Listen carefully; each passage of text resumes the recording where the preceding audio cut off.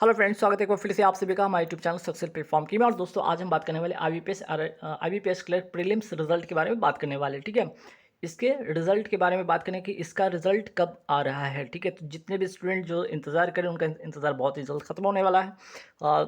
जैसा कि आपने देखा होगा कि IBPS क्लर्क प्रीलिम्स में भी आपका बहुत ज़्यादा गैप नहीं मिला, तो इसमें भी जो गैप होगा आपका बहुत ज़्यादा नहीं मिलने वाला है। इसमें भी 8 दिन के आसपास में ही आपको गैप मिलने वाले हैं, तो 8 डेज़ ही मिलने वाला है। तो इस हिसाब से जो आपका रिज़ल्ट का तारीख होगा वो होगा 4 अक्टूबर, ठीक है। 4 अक्टूबर दिन होगा आपका फ्राइडे, ठीक है। क्योंकि IBPS का ये ट्रेंड है कि हम वेडनेसडे को दे देंगे नहीं, थर्सडे को देंगे नहीं, तो देंगे तो फ्राइडे को ही देंगे। अच्छा, 2 अक्टूबर को इसलिए नहीं भी आ रहा है क्योंकि उस दिन आपका महात्मा गांधी जयंती है, जिसके कारण बंद है, और 3 को इसका ट्रेंड से बाहर है ना, IBPS के ट्रेंड से ही बाहर है। तो 4 अक्टूबर को आपका इसका रिजल्ट आ रहा है।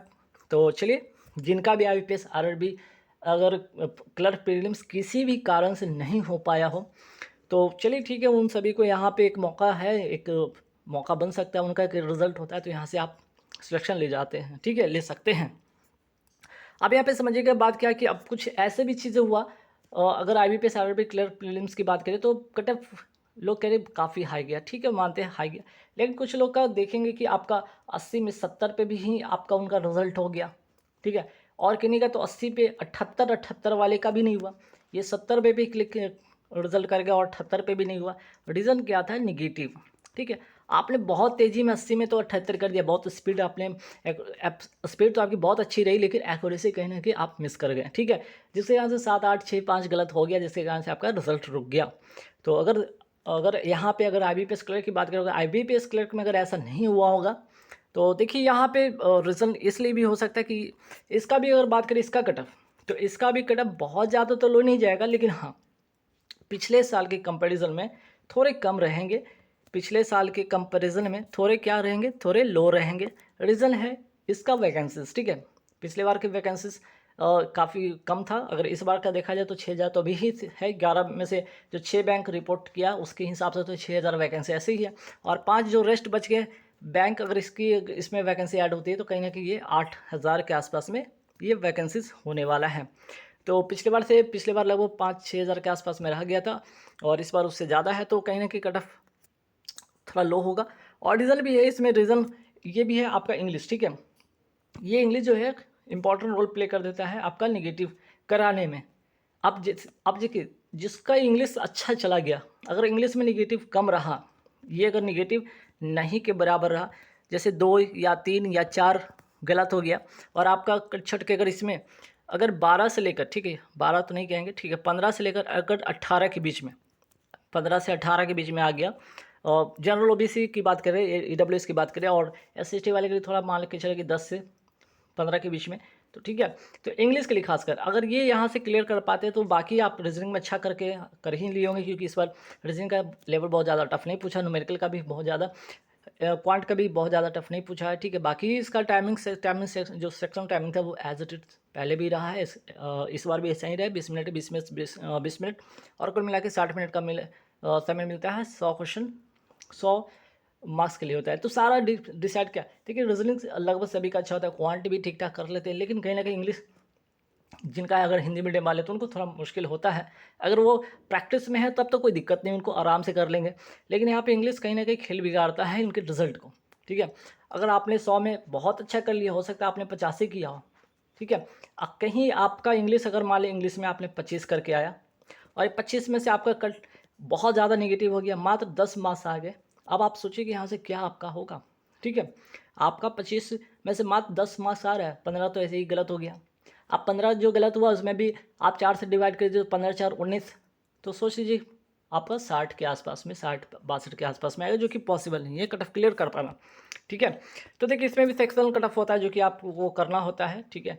और रीजनिंग में कम से कम 15 लेकर आइए, 15 के आसपास में, न्यूमेरिकल एप्टीट्यूड में 12, इंग्लिश में 7 के आसपास में, ठीक है। और यहाँ पे देख लीजिए पिछली बार का जो कट ऑफ था वो इस प्रकार देखिए, कट ऑफ हाई रहता है, ठीक है, याद रखिएगा इसमें। और हाँ, ये भी ध्यान रखिए, आफ्टर नॉर्मलाइजेशन है, नॉर्मलाइजेशन में देखा गया था कि जैसे कि PO वाले एग्ज़ाम में, PO वाला एग्ज़ाम जब हुआ था IBPS PO का, तो उसमें नॉर्मलाइजेशन अच्छा खासा हुआ था, 6 7 नंबर लोगों को बढ़ते हुए देखे हैं। लेकिन अगर बात करें यहाँ पे IBPS RRB क्लर्क प्रीलिम्स में, तो इसमें बहुत ज़्यादा नॉर्मलाइजेशन देखने को नहीं मिला, ठीक है। रीज़न है कि आपका 80 में से 80 क्वेश्चन में से पेपर का लेवल इजी रहा, जिसके कारण से लोगों ने 70-80 के आसपास में अटेम्प्ट किए। अब उसमें नॉर्मलाइजेशन का बहुत ज़्यादा इफेक्ट देखने को नहीं बना। तो सेम इसमें भी देखने को बना कि इसमें भी बहुत ज़्यादा आपका नॉर्मलाइजेशन का इफेक्ट नहीं पड़ेगा। बहुत होगा तो 2 से 4 मार्क्स के आसपास में ये जो है नॉर्मलाइजेशन का खेल होने वाला है, ठीक है। तो देखिए पिछले बार का जो कट ऑफ है general OBC EWS SC ST वाले देख लीजिए इस तरह का कट ऑफ रहा है। कुछ कुछ स्टेट में तो 100 में 85 भी देखने को बना, देखिए 85 है, 82 है ना। तो मान के चलिए कि 70 से कोई भी किसी भी हाल में 70 से जो है 70 प्लस ही जाएगा कट ऑफ, इससे नीचे किसी भी हाल में नहीं होना है, ठीक है। आफ्टर नॉर्मलाइजेशन जो भी आपका इसमें मार्क्स ऐड हो। तो अब चलिए यहाँ पे और भी देख लीजिए, जैसे किसी किसी स्टेट का, जैसे हरियाणा का 80 गया, 85 गया, जम्मू कश्मीर का, ठीक है। दिल्ली में देख लीजिए, यहाँ पर दिल्ली के बाद देखिए ओडिशा 86.50, 87 उत्तराखंड का मैक्सिमम, ठीक है। तो कहीं ना कहीं 80 प्लस पिछली बार ज़्यादा रहा है ना, 80 या 80 के करीब या बाउंड्री लाइन पे कर सकते हैं, जैसे 79 या 78 देख सकते हैं ना। यहाँ पे आप देख सकते हैं, जैसे यहाँ पे देखिए 80, जो कि 80 बॉन्ड जो है 87 मैक्सिमम हो गया, ये तो मैक्सिमम हो गया है ना। 82 भी देख लीजिए, 80, 86, 79 लगभग 80 के बॉर्डर पे रहा है, 78 लगभग ये भी 80 के बॉर्डर में रहा। फिर देख लीजिए यहाँ पे 85, 80, 84, 78, ठीक है। फिर देख लीजिए यहाँ पे ये दो को छोड़ दीजिए, तो ये सबसे कम एक गोवा सिर्फ रह गया। फिर 82 देखिए, फिर 78 देखिए, 85 देखिए। तो तमिलनाडु का जो है स्टेट यहाँ पे कम देखने को बना, वो है 65, ठीक है। तो बस एक दो स्टेट ऐसा देखने को बना, बाकी यहाँ 78 लगभग 80 के करीब, उत्तर प्रदेश लगभग 80 के करीब। तो कहने का मतलब पिछले बार 100 में 80 के करीब या 80 के अराउंड ही रहा। तो इस बार जो कटअप बनेगा थोड़ा कम, इस बार का जो होगा आपका लगभग 75 के आसपास में रहेगा, 2-3 मार्क्स का ही डिफरेंस होने वाला है। तो देखिए इस बार का जो हमने जो एक्सपेक्ट किया है कि स्टेट वाइज जो वैकेंसी के अकॉर्डिंग भी थोड़ा यहाँ पे रहेगा, चूँकि इस बार वैकेंसी थोड़ी ज़्यादा ही है। तो general OBC EWS SC ST वाले देख लीजिए, जैसे बिहार की बात कर ले तो 100 में लगभग 74 जाएगा, जो कि आफ्टर नॉर्मलाइजेशन आपका जो मार्क्स होगा। उत्तर प्रदेश में 75, तमिलनाडु 62, चूँकि कम रहता है यहाँ पे कट ऑफ। झारखंड 78, छत्तीसगढ़ 75, गुजरात 76, दिल्ली 76, और कर्नाटक 72, 75, राजस्थान 78। देखिए तो मैं क्या कहा, यहाँ भी आपका 75 प्लस रहने वाला है 100 में, ठीक है। 75 से 80 के बीच में रहने वाला है। कुछ स्टेट का थोड़ा ऊपर रहेगा, जैसे उड़ीसा देख लीजिए 80 के आसपास में इस बार रह सकता है।